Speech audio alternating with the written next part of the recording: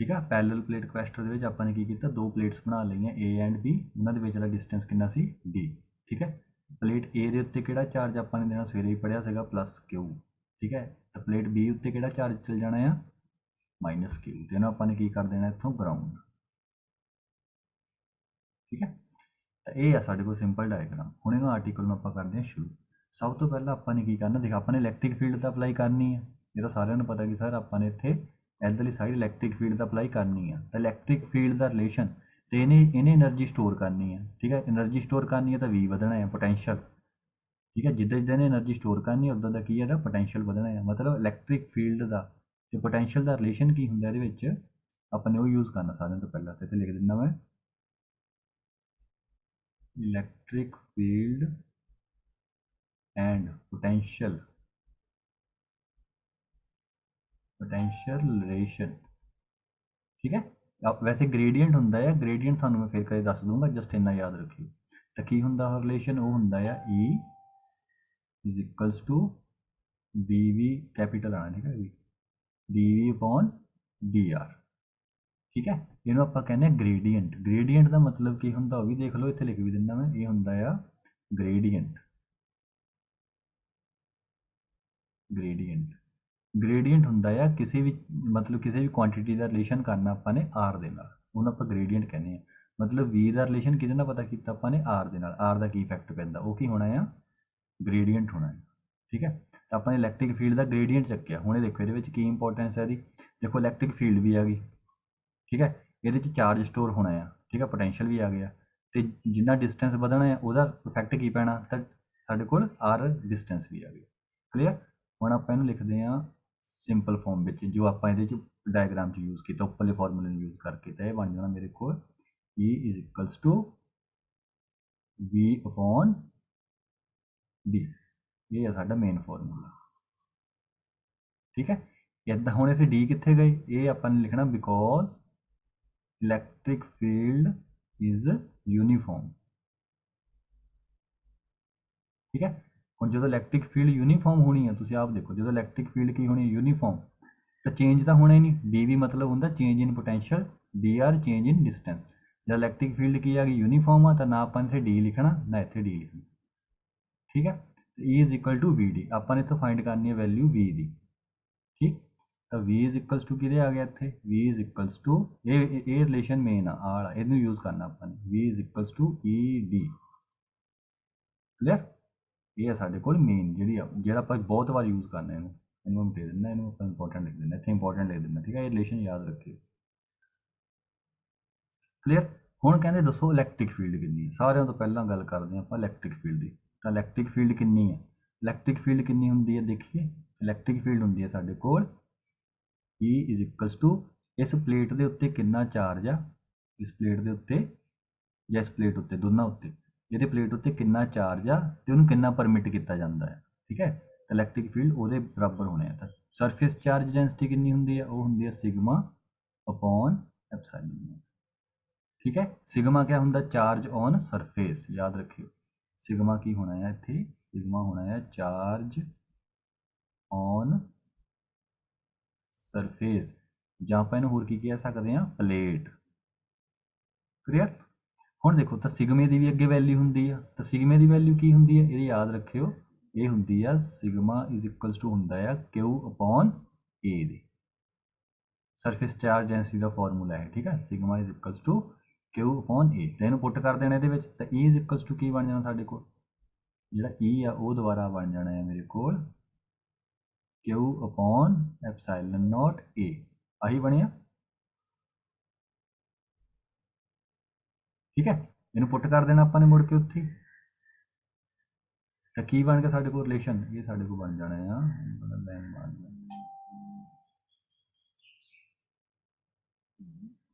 ਠੀਕ ਹੈ। ਤਾਂ V ਇਜ਼ ਇਕੁਅਲਸ ਟੂ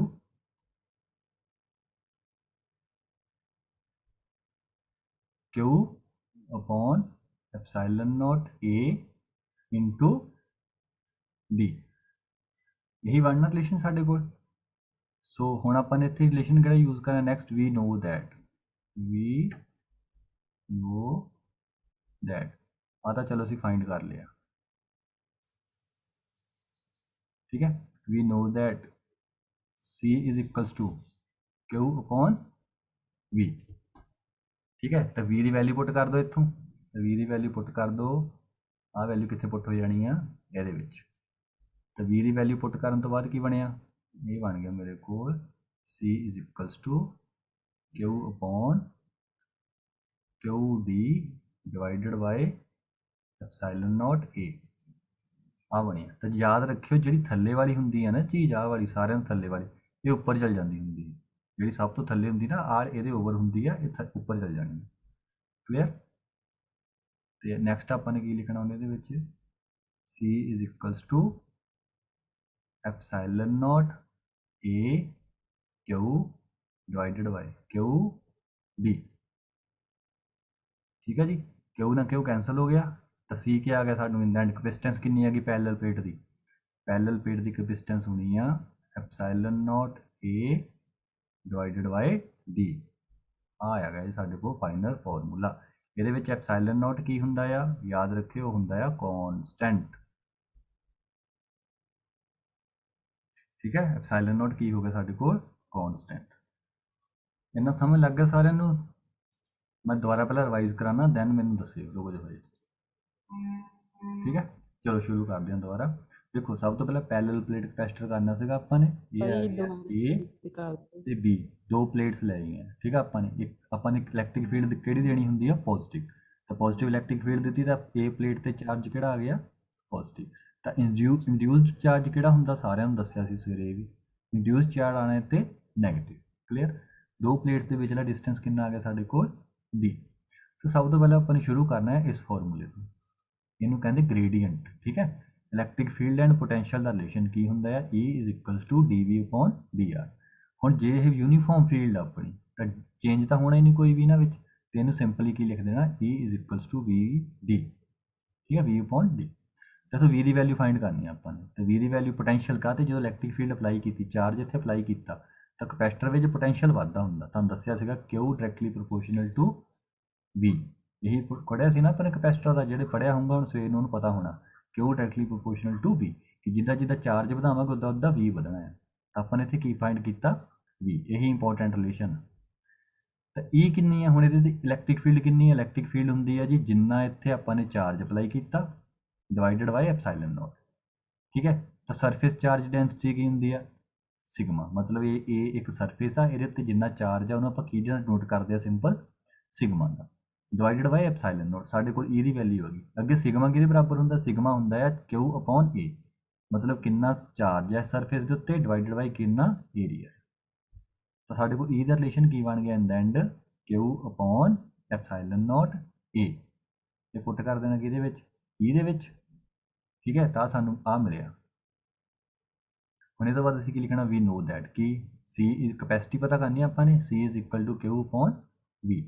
ਤਾਂ V ਦਾ ਰਿਲੇਸ਼ਨ ਵਿੱਚ ਪੁੱਟ ਕੀਤਾ, ਆਹੀ ਬਣਿਆ V ਦਾ ਰਿਲੇਸ਼ਨ। ਆ ਦੇਖੋ ਆਹ ਵਾਲਾ, ਤੇ ਜਿਹੜਾ ਥੱਲੇ ਹੁੰਦਾ ਇਹਦੇ ਓਵਰ ਹੁੰਦਾ ਆ ਉਹਨੂੰ ਆਪਾਂ ਨੇ ਉੱਪਰ ਲੈ ਜਾਣਾ ਹੁੰਦਾ। ਠੀਕ ਹੈ, ਤਾਂ EA ਉੱਪਰ ਚਲ ਗਿਆ ਤਾਂ C ਇਜ਼ ਇਕੁਅਲਸ ਟੂ ਕੀ ਆ ਗਿਆ EAQ, ਥੱਲੇ क्या बच गया QD। Q ना Q कैंसल, ऊपर आ गया E not A upon D। E not की आ कॉन्स्टेंट। ਹੁਣ ਦੱਸੋ ਮੈਨੂੰ ਮੈਸੇਜ ਕਰਕੇ ਸਾਰਿਆਂ ਨੂੰ ਸਮਝ ਲੱਗ ਗਈ, ਜਿਹਨੂੰ ਨਹੀਂ ਲੱਗੀ ਕੋਈ ਡਾਊਟ ਆ ਤਾਂ ਵੀ ਦੱਸ।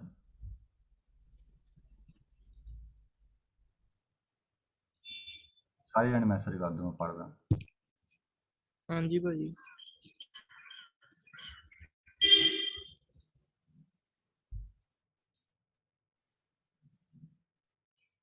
देख लो ये वाला मैसेज, 8 मैसेज आया, 12 जाने हैं। Arman yes yes, Prashant yes, Jashan yes, Jasleen yes, Ishan, Anjali, Navdeep yes sir, Jasmeen. चलो सही है, सारे आ गया। महक, नवी, अरमान। ठीक है जी, हम ये नोट लिखते हैं आप, एक ये क्वेश्चन आना होना MCQ च। ठीक है, जो हूँ मैं कराने लगा जो दसना है, सुनो। तो नोट की होंगे याद रखियो, capacitance is directly proportional to area. याद रखियो, मतलब ਇਹਦਾ ਕੀ ਆ, मतलब ਇਹਦਾ ਸਿੰਪਲ ਆ ਜੀ, ਜੇ कैपेसिटेंस इनक्रीज होनी है जो एरिया इनक्रीज होया, ਜਾਂ फिर कैपेसिटेंस डिक्रीज होनी है जो एरिया डिक्रीज होया। ये पहला नोट ਆਪਾਂ ਨੇ ਇੱਥੋਂ ਦੇਖਿਆ। ठीक है, यहाँ से देखा है, यहाँ से देखो C directly proportional to A, C inversely proportional to D।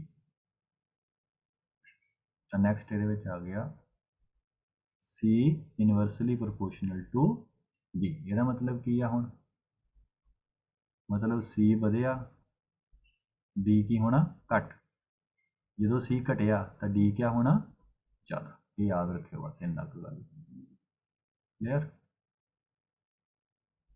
ਹੁਣ ਦੇਖੋ ਨਾ, ਇਹਦੇ ਵਿੱਚ ਤਾਂ ਸਾਰਿਆਂ ਨੂੰ ਦਿਸਦਾ ਹੀ ਆ ਕਿ ਜੇ ਆਪਾਂ ਨੇ ਡਿਸਟੈਂਸ ਵਧਾ ਦਿੱਤਾ ਆਹ ਵਾਲਾ, ਆ ਪਲੇਟ ਇੱਥੇ ਆ ਗਈ ਤਾਂ ਓਬਵੀਅਸ ਜੀ ਗੱਲ ਆ ਚਾਰਜ ਉੱਥੇ ਤੱਕ ਘਟ ਜਾਣਾ ਹੈ। ਜੇ ਚਾਰਜ ਉੱਥੇ ਤੱਕ ਘੱਟ ਪਹੁੰਚਣਾ ਤਾਂ ਸਟੋਰ ਵੀ ਘੱਟ ਹੋਣਾ ਹੈ।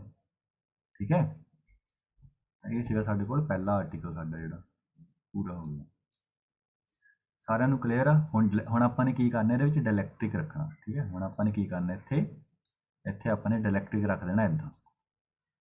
ਠੀਕ, ਤਾਂ ਹੁਣ ਉਹਦਾ ਕੱਢ ਲੈਣਾ, ਸੇਮ ਇੱਦਾਂ ਹੀ ਹੋਣਾ ਜਿੱਦਾਂ ਇਹ ਕੀਤਾ ਹੈ।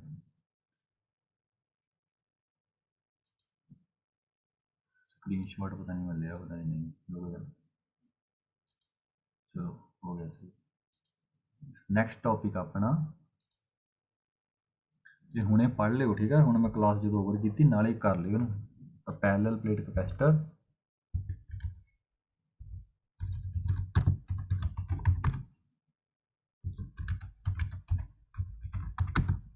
With dielectric. पहला वाला किहड़ा सीगा, विदाउट डायलैक्ट्रिक सीगा। ठीक है, विद डायलैक्ट्रिक। लो जी, आ साडे को आ गया टॉपिक नंबर 2। चलो इन्हू सॉल्व करते हैं। Parallel plate capacitor with dielectric. चलो सब तो पहला डायग्राम बनाने हैं।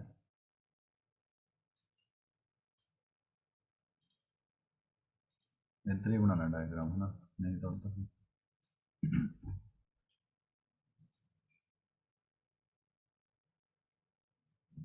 ठीक है। आप एक प्लेट होगी, क्लियर। नैक्सट ये दूसरी प्लेट रख लो, दूसरी बननी आ इतने बनाना।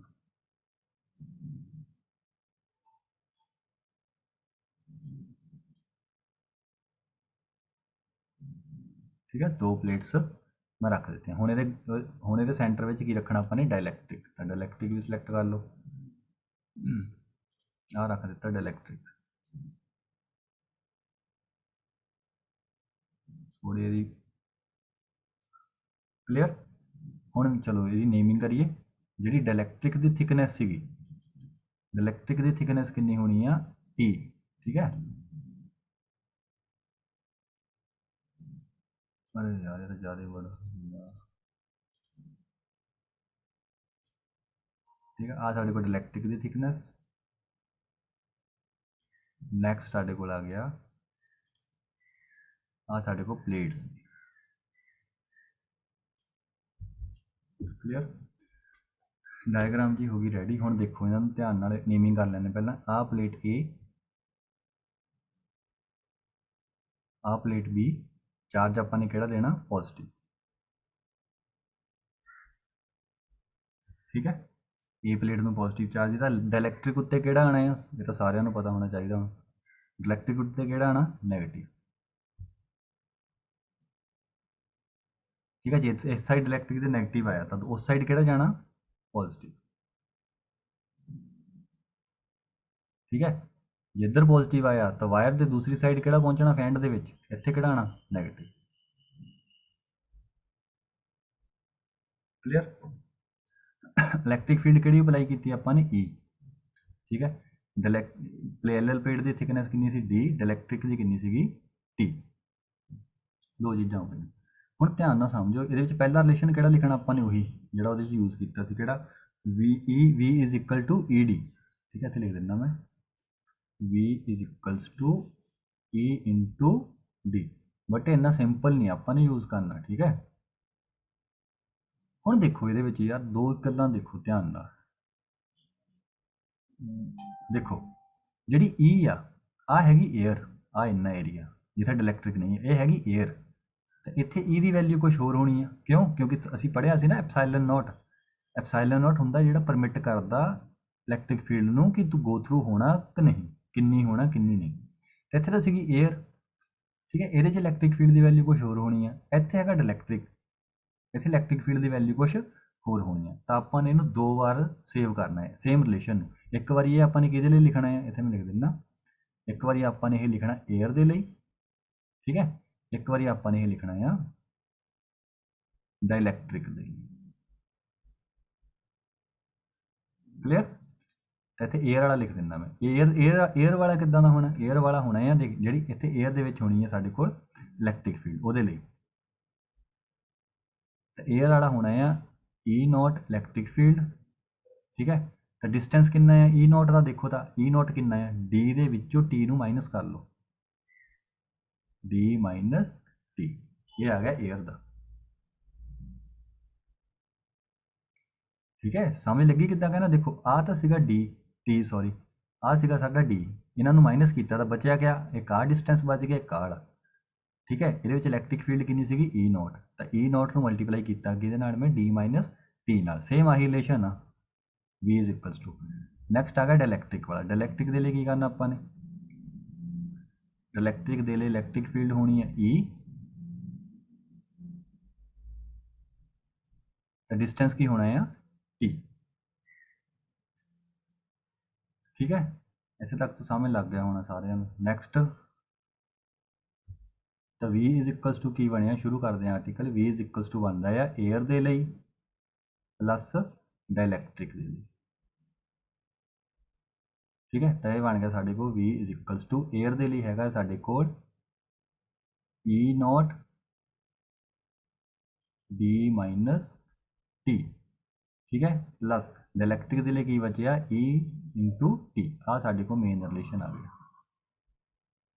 ਇੱਥੇ ਤੱਕ ਕਿਹਨੂੰ ਸਮਝ ਲੱਗਾ ਮੈਨੂੰ ਦੱਸੋ ਪਹਿਲਾਂ, ਫਿਰ ਮੈਂ ਇੱਥੇ ਤੱਕ ਪਹਿਲਾਂ ਰੀਕੈਪ ਕਰਾਉਣਾ ਇਹਦਾ। ਪਹਿਲਾਂ ਸੁਣ ਲਓ ਇੱਕ ਵਾਰੀ। ਦੇਖੋ ਹੁਣ ਆਪਾਂ ਨੇ ਕੀ ਕੀਤਾ ਜੀ, ਡਾਇਲੈਕਟ੍ਰਿਕ ਰੱਖ ਦਿੱਤਾ। ਤੁਹਾਨੂੰ ਇੰਨਾ ਪਤਾ ਕਿ ਡਾਇਲੈਕਟ੍ਰਿਕ ਦੇ ਵਿੱਚ ਇਲੈਕਟ੍ਰਿਕ ਫੀਲਡ ਦਾ ਰਿਐਕਸ਼ਨ ਕੁਝ ਹੋਰ ਹੋਣਾ ਹੈ, ਠੀਕ ਹੈ। ਇਹਨੇ ਕੁਛ ਨਾ ਕੁਛ ਸਟੋਰ ਕਰਕੇ ਅੱਗੇ ਤੋਰਨਾ ਹੈ। ਪਹਿਲਾਂ ਤਾਂ 에ਅਰ ਸੀਗੀ ਸਿੱਧੀ ਨਿਕਲ ਗਈ, ਪਹਿਲਾਂ ਤਾਂ E ਨੋਟ ਕਹਿਤਾ ਆਪਾਂ ਨੇ ਸਿੱਧਾ ਹੀ, ਠੀਕ ਹੈ। ਹੁਣ ਕੀ ਆ, ਆਹ ਵਾਲਾ ਏਰੀਆ 에ਅਰ ਦਾ ਹੋ ਗਿਆ, ਆਹ ਵਾਲਾ, ਠੀਕ ਹੈ, ਤੇ ਆਹ ਵਾਲਾ ਏਰੀਆ ਹੋ ਗਿਆ ਡਾਇਲੈਕਟ੍ਰਿਕ ਦਾ, ਠੀਕ। ਤਾਂ ਆਪਾਂ ਨੇ ਜਦੋਂ V ਪਤਾ ਕਰਨੀ ਹੈ ਉਹਨੂੰ E ਦੇ ਨਾਲ ਮਲਟੀਪਲਾਈ ਕਰਨਾ ਹੁੰਦਾ, ਕਿਹਨੂੰ? D ਨੂੰ। ਤਾਂ 에ਅਰ ਦੀ E ਕਿੰਨੀ ਸੀਗੀ? E ਨੋਟ, ਸਹੀ ਆ। ਤੇ 에ਅਰ ਦਾ ਡਿਸਟੈਂਸ ਕਿੰਨਾ ਸੀਗਾ? ਆਪਾਂ ਨੇ ਕੀ ਕੀਤਾ, ਸਾਰੇ ਡਿਸਟੈਂਸ ਵਿੱਚੋਂ ਡਾਇਲੈਕਟ੍ਰਿਕ ਨੂੰ ਮਾਈਨਸ ਕਰਤਾ, ਬਚਿਆ ਕੀ? 에ਅਰ ਦਾ। ਤਾਂ 에ਅਰ ਦੀ ਇਲੈਕਟ੍ਰਿਕ ਫੀਲਡ, 에ਅਰ ਦਾ ਡਿਸਟੈਂਸ। ਦੇਖੋ ਮੈਂ 에ਅਰ ਕਹਿ ਦਿੰਦਾ, ਵੈਕਿਊਮ ਦੀ ਗੱਲ ਕਰਨੀ ਵੈਸੇ ਇੱਥੇ, ਠੀਕ ਹੈ। E ਨੋਟ ਤੇ ਆਹ ਦਾ ਡਿਸਟੈਂਸ। ਨੈਕਸਟ ਆ ਗਿਆ ਡਾਇਲੈਕਟ੍ਰਿਕ। ਤਾਂ ਡਾਇਲੈਕਟ੍ਰਿਕ ਦੇ ਵਿੱਚ ਇਲੈਕਟ੍ਰਿਕ ਫੀਲਡ ਕਿੰਨੀ ਸੀਗੀ? E। ਡਾਇਲੈਕਟ੍ਰਿਕ ਦਾ ਡਿਸਟੈਂਸ ਕਿੰਨਾ ਆ? T। ਤਾਂ ਇਹਨੂੰ E ਇੰਟੂ T ਕਰਤਾ, ਸਿੰਪਲੀ। ਇਹ ਤੱਕ ਸਮਝ ਲੱਗ ਗਿਆ ਸਾਰਿਆਂ ਨੂੰ? ਮੈਸੇਜ ਕਰ ਦਿਓ ਮੈਨੂੰ।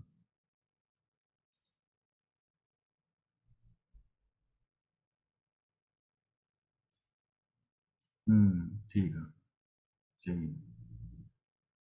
ਠੀਕ ਆ। ਮੈਂ ਰਿਕਾਰਡਿੰਗ ਵੀ ਕਰਦਾ ਪਿਆ, ਤੁਹਾਨੂੰ ਮਿਲ ਜੂਗੀ ਉਹ, ਦੁਬਾਰਾ ਦੇਖ ਲਿਓ ਇੱਕ ਵਾਰੀ। ਪਰ ਇਹ ਸ਼ਾਮ ਤੱਕ ਕਰਨੇ ਆ, ਜਿੰਨੇ ਆਰਟੀਕਲ ਮੈਂ ਸਵੇਰੇ ਦੱਸੇ ਸੀਗੇ ਇੰਪੋਰਟੈਂਟ। ਮੈਸੇਜ ਵੀ ਕਰ ਦੂੰਗਾ, ਦੈਨ ਉਹਨੂੰ ਕਰਿਓ। ਚਲੋ ਵੈਰੀ ਗੁੱਡ। ਇੱਧਰ ਦੇਖੋ ਹੁਣ ਇੱਕ ਵਾਰੀ। ਤਾਂ ਸਾਨੂੰ ਇੱਕ ਆਪਾਂ ਨੇ ਕੱਲ੍ਹ ਡੈਫੀਨੇਸ਼ਨ ਪੜ੍ਹੀ ਸੀਗੀ, ਕਿ ਅਸੀਂ ਪੜ੍ਹਿਆ ਸੀਗਾ ਜਿਹੜਾ ਸਰ K ਹੁੰਦਾ ਨਾ ਡਾਇਲੈਕਟ੍ਰਿਕ ਕੌਂਸਟੈਂਟ, ਇਹ ਕਿਆ ਹੁੰਦਾ ਆ? E ਨੋਟ ਅਪੋਨ E, ਇਹੀ ਪੜ੍ਹਿਆ ਸੀਗਾ ਆਪਾਂ ਨੇ, ਹੈ ਨਾ। ਇੱਥੋਂ ਆਪਾਂ ਨੇ ਇਹਨੂੰ ਰਿਲੇਸ਼ਨ ਨੂੰ ਕੀ ਕੀਤਾ? ਮੋਡੀਫਾਈ ਕਰ ਲਿਆ। ਮੋਡੀਫਾਈ ਕਰਕੇ ਕੀ ਬਣਾਤਾ ਇਹਨੂੰ? ਇਹਦੇ ਵਿੱਚ ਆਪਾਂ ਨੇ ਭਰ ਲਿਆ E is equals to E naught by K। ਇਹ ਪੁੱਟ ਕਿੱਥੇ ਕਰਨਾ? यहाँ, ਠੀਕ ਹੈ। ਚਲੋ ਨੈਕਸਟ ਕਰਦੇ ਹਾਂ ਇਹਨੂੰ ਸੋਲਵ। ਇਹ ਸਾਡੇ ਕੋਲ ਬਣ ਗਿਆ V is equals to E naught D minus T plus E naught by K into T, ਠੀਕ ਜੀ। ਹੁਣ V ਦੀ ਵੈਲਿਊ ਆਪਾਂ ਨੇ ਲਈ ਕੱਢ, ਤਾਂ V ਦੀ ਵੈਲਿਊ ਤਾਂ ਬਾਹਲੀ ਵੱਡੀ ਆ ਗਈ ਇੱਥੇ, ਹੈ ਨਾ। ਇਹਦੇ ਵਿੱਚ ਆਪਾਂ ਨੇ ਕੀ ਕੀਤਾ? E ਨੋਟ ਨੂੰ ਕਾਮਨ ਕੱਢ ਲਓ। ਦੇਖੋ ਧਿਆਨ ਨਾਲ, E ਨੋਟ ਆ ਵੀ ਆ, E ਨੋਟ ਆ ਵੀ ਆ, ਇਹਨੂੰ ਕਾਮਨ ਕੱਢ ਲਓ। ਇਹਦੀ ਜਗ੍ਹਾ ਤੇ ਕੀ ਬਚਣਾ ਆ? 1। ਇਹ ਵੀ ਬਾਹਰ, ਇਹ ਵੀ ਬਾਹਰ, ਠੀਕ। ਤਾਂ ਸਾਡੇ ਕੋਲ ਅੰਦਰ ਆ ਗਿਆ V is equals to E ਨੋਟ ਹੋਣੀ ਆ ਗਈ ਬਾਹਰ, ਅੰਦਰ ਕਿਆ ਬਚਿਆ? D minus T plus 1 sorry T by K, ठीक। ये साढ़े को जो बचे अंदर, ये आ गई V की वैल्यू, ठीक है। ये आ गई साढ़े को V की वैल्यू, ਸਾਡਾ ਇੱਥੋਂ ਅੱਧਾ ਆਰਟੀਕਲ ਖਤਮ ਹੋ ਜਾਂਦਾ। ਅਗਲਾ ਸ਼ੁਰੂ ਕਰਦੇ ਹਾਂ। ਵੀ ਦੀ ਵੈਲਿਊ ਤਾਂ ਅਸੀਂ ਕੱਢ ਲਈ। ਹੁਣ ਪਰ ਈ ਦੀ ਵੈਲਿਊ ਪੁੱਟ ਕਰਨੀ ਆ ਆਪਾਂ ਨੇ। ਦੇਖੋ ਨਾ ਕਿੱਥੇ ਗਿਆ ਵੈਨਿਸ਼, ਹਾਂ ਈ ਦੀ ਵੈਲਿਊ ਕਿੰਨੀ ਹੁੰਦੀ ਹੈ ਤੁਹਾਨੂੰ ਪਹਿਲਾਂ ਵੀ ਦੱਸਿਆ ਸੀਗਾ, ਸਿਗਮਾ ਅਪੋਨ ਐਪਸਾਈਲਨ ਨੋਟ। ਠੀਕ ਹੈ, ਤੇ ਸਿਗਮਾ ਅਪੋਨ ਐਪਸਾਈਲਨ ਨੋਟ ਕਿਹਦੇ ਬਰਾਬਰ ਹੁੰਦਾ ਆ, ਕਿਊ ਅਪੋਨ ਏ ਇੰਟੂ ਐਪਸਾਈਲਨ ਨੋਟ। ਠੀਕ, ਹੁਣ ਇੱਥੋਂ ਮੈਂ ਡਰਾਈਵ ਨਹੀਂ ਕਰਨਾ ਦੁਬਾਰਾ, ਪਿੱਛੇ ਕਰਵਾਇਆ ਉੱਥੋਂ ਦੇਖ ਲਿਓ, ਕਾਪੀ ਕਰ ਲਿਓ। ਇਹਦੀ ਵੈਲਿਊ ਕੀ ਲਿਖਣੀ ਆ ਆਪਾਂ ਨੇ, ਕਿਊ ਅਪੋਨ ਐਪਸਾਈਲਨ ਨੋਟ ਇੰਟੂ ਏ। ਪਿਛਲੇ ਆਰਟੀਕਲ 'ਚ ਕੱਢ ਲਈ ਈ ਦੀ ਵੈਲਿਊ ਕਿੱਦਾਂ ਨਿਕਲਣੀ। ਠੀਕ ਹੈ ਜੀ, ਤੇ ਇਹਦੇ 'ਚ ਪੁੱਟ ਕੀਤੀ ਦੁਬਾਰਾ, ਕੀ ਬਣਿਆ ਇਹ ਬਣ ਗਿਆ ਸਾਡੇ ਕੋਲ v is equals to Q upon epsilon not A, ਅੰਦਰ ਆ ਗਿਆ d minus t plus t by K. ਆ ਬਣ ਗਿਆ ਜੀ ਸਾਡੇ ਕੋਲ ਹੁਣ ਰਿਲੇਸ਼ਨ ਇਹਦਾ, ਜਿਹੜਾ ਕਿ ਸੀ ਯੂਜ਼ ਹੋਣਾ। ਠੀਕ ਹੈ, ਹੁਣ ਇੱਥੇ ਉਹੀ ਗੱਲ, ਵੀ ਨੋ ਦੈਟ ਕਪੈਸਿਟੈਂਸ ਕਿਹਦੇ ਬਰਾਬਰ ਹੋਣੀ ਹੈ। ਠੀਕ ਹੈ, we know that C is equals to Q upon V। V ਦੀ ਵੈਲਿਊ ਪੁੱਟ ਕਰ ਲਓ,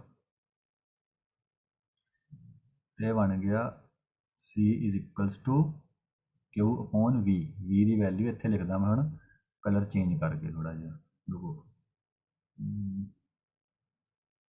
ਥੋੜੀ ਮੋਟੀ ਕਰ ਦਿੰਦਾ ਮੈਂ ਤਾਂ ਕਿ ਤੁਹਾਨੂੰ ਡਿਸਟਿੰਗੁਇਸ਼ ਹੋ ਜਾਵੇ ਨਾ ਜਲਦੀ। ਇੱਥੇ ਕਿ V ਦੀ ਵੈਲਿਊ ਲਿਖ ਦਿਓ ਸਾਰੀ। ਹੁਣ ਕਹੋਗੇ ਸਰ ਕਿੱਦਾਂ ਲਿਖਣੀ, ਏਡੀ ਵੱਡੀ ਵੈਲਿਊ ਲਿਖਣੀ ਪੈਣੀ ਹੈ, ਦੱਸਿਆ ਸੀ ਨਾ ਸਵੇਰੇ। ਇਹ ਆਰਟੀਕਲ ਥੋੜੇ ਜਿਹਾ ਇਦਾਂ ਦੇ ਹੀ ਆ।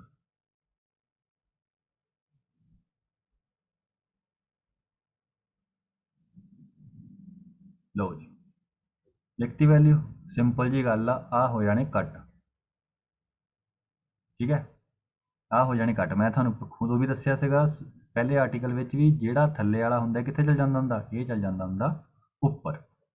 ਠੀਕ, ਤੈਨੂੰ ਲਿਖ ਦੋ C is equals to epsilon naught A divided by d minus t plus t by k। ਠੀਕ ਹੈ, ਇਹ ਸਾਡੇ ਕੋਲ ਆ ਗਿਆ ਰਿਲੇਸ਼ਨ। ਥੋੜਾ ਜਿਹਾ ਇਹਨੂੰ ਸਾਫ਼ ਕਰਕੇ ਲਿਖਦਾ ਤਾਂ ਕਿ ਥੱਲੇ ਇੱਕ ਲਾਈਨ ਹੋਰ ਆ ਜਾਊਗੀ। ਕੀ ਬਚਿਆ ਸਾਡੇ ਕੋਲ, d minus t plus t by k। Clear. ਹੁਣ ਦੇਖੋ ਇੱਕ ਵਾਰੀ ਫਿਰ, ਯਾਰ ਦੇਖੋ ਇਹ ਤਾਂ ਆਪਾਂ ਨੇ ਇੰਨੀ ਗੈਪ ਰੱਖ ਦਿੱਤਾ ਵਾਲਾ, ਦੇਖੋ ਪਲੇਟ ਦੇ ਵਿੱਚ ਜਿਹੜਾ ਗੈਪ ਸੀ ਜਿੱਥੇ ਆਪਾਂ 에ਅਰ ਕਿਹਾ ਸੀਗਾ, ਇਹ ਤਾਂ ਆਪਾਂ ਗੈਪ ਰੱਖ ਦਿੱਤਾ। ਠੀਕ ਹੈ, ਬਟ ਪ੍ਰੈਕਟੀਕਲੀ ਥੋੜੀ ਇੰਨਾ ਗੈਪ ਰੱਖਣਾ ਆਪਾਂ ਨੇ।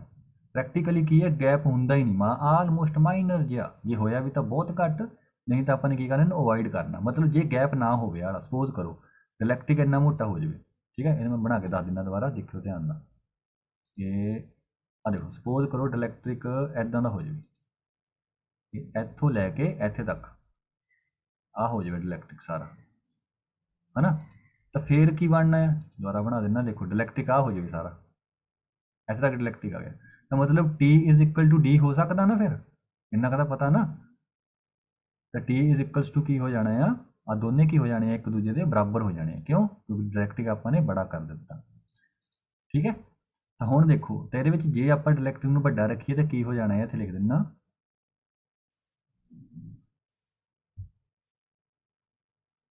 if dielectric there is no gap, ਲਿਖ ਦਿੰਦਾ ਨਾ। ਇਹ ਲਾਈਨ ਕਿਸੇ ਤਰ੍ਹਾਂ ਲਿਖੀ ਹੋਆ ਬੁੱਕ ਦੇ ਵਿੱਚ, ਮੈਂ ਤੁਹਾਨੂੰ ਦੱਸ ਦਿੰਦਾ, ਰੁਕੋ ਇੱਥੇ ਲਿਖ ਦਿੰਦਾ if d is equals to t। ਤਾਂ ਕੀ ਬਣਨਾ ਹੈ ਫਿਰ ਬਣਨਾ epsilon naught a divided by d minus d plus d by k। D साफ जा ले लूँगा, ये कहना d by k। क्लियर, आता d कट हो गए, straight forward, already D cancel out, बचा क्या। ਹੁਣ ਮੈਂ ਇੱਥੇ ਸ਼ਾਰਟ 'ਚ ਕਰ ਦੇਵਾਂ, ਬਚਣਾ ਸਾਡੇ ਕੋਲ ਹੈਗਾ epsilon not a divided by d by k। ਤੇ ਤੁਹਾਨੂੰ ਪਹਿਲਾਂ ਵੀ ਇਹ ਗੱਲ ਦੱਸਤੀ ਹੋਆ ਕਿ ਜਿਹੜਾ ਥੱਲੇ ਹੁੰਦਾ ਆ ਇਹ ਉੱਪਰ ਚਲ ਜਾਂਦਾ ਹੁੰਦਾ ਹੈ। ਤਾਂ ਕੀ ਬਚਣਾ ਹੈ ਸਾਡੇ ਕੋਲ,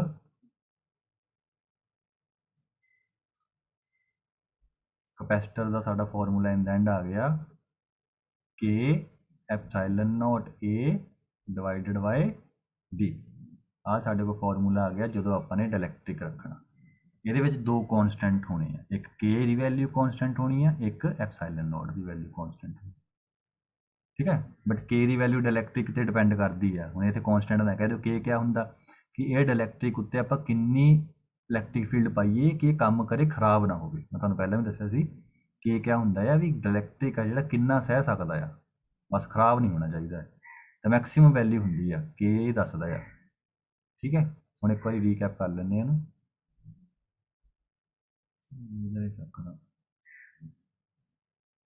ਚਲੋ ਸ਼ੁਰੂ ਕਰਦੇ। ਦੇਖੋ ਸਭ ਤੋਂ ਪਹਿਲਾਂ ਆਪਾਂ ਨੇ ਕੀ ਦੇਖਣਾ ਸੀ, parallel plate capacitor with dielectric. ਚਲੋ ਸ਼ੁਰੂ ਕਰਦੇ ਹਾਂ। ਮੈਂ ਕੀ ਕੀਤਾ, ਬਣਾਤਾ ਡਾਇਲੈਕਟ੍ਰਿਕ। ਪਹਿਲਾਂ ਦੋ ਪਲੇਟਸ ਲਈਆਂ A B, ਸੈਂਟਰ ਵਿੱਚ ਉਹਦੇ ਬਣਾਤਾ ਆਪਾਂ ਨੇ ਡਾਇਲੈਕਟ੍ਰਿਕ।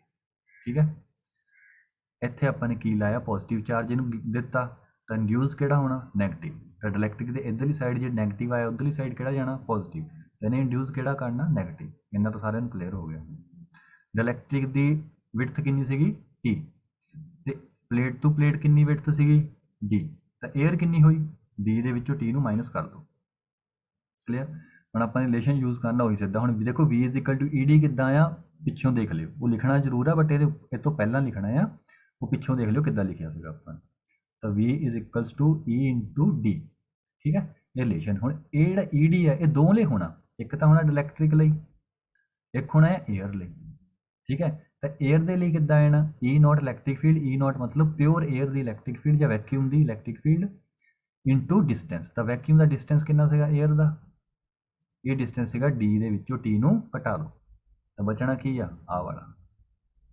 ਠੀਕ ਹੈ, ਇੱਦਾਂ ਹੀ ਡਾਇਲੈਕਟ੍ਰਿਕ ਦੇ ਲਈ ਕੀ ਲਿਖਣੀ, V ਦੀ ਵੈਲਿਊ E ਇੰਟੂ T, ਇਹਦਾ ਪਤਾ ਸੀਗਾ ਇਲੈਕਟ੍ਰਿਕ ਦੀ ਫੀਲਡ E, ਡਿਸਟੈਂਸ ਕਿੰਨਾ T।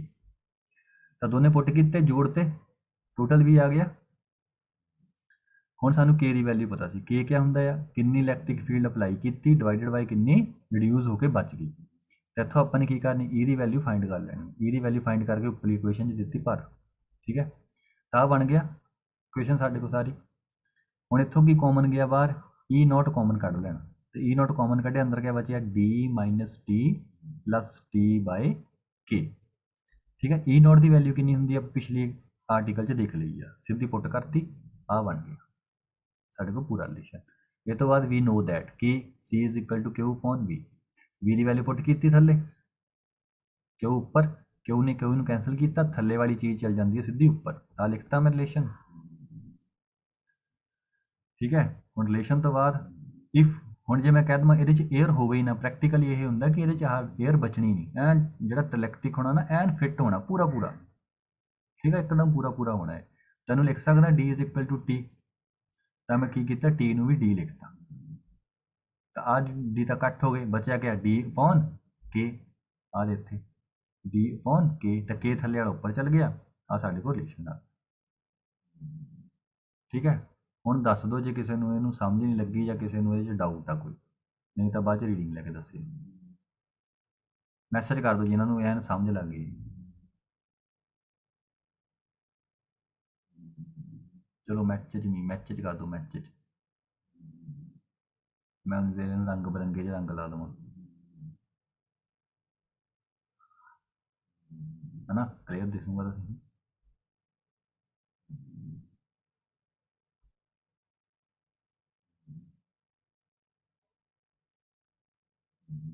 ਉਹ ਬੱਲੇ 10 ਮੈਸੇਜ ਆ ਗਏ, ਉਹ ਬੱਲੇ ਸਾਰੇ, ਸਾਰਿਆਂ ਨੂੰ ਲੱਗ ਗਈ ਸਮਝ ਨਾ ਕਿੱਦਾਂ ਕੀਤਾ ਹੈ। ਚਲੋ।